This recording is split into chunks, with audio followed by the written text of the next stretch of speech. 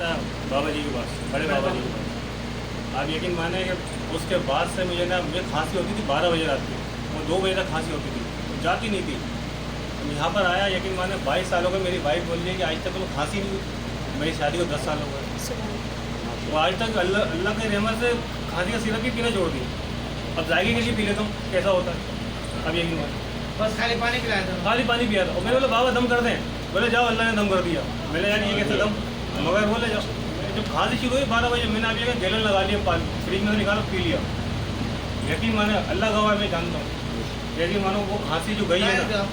मैं लांडी 4 नंबर, लांडी का number 4 number, क्या लांडी नंबर?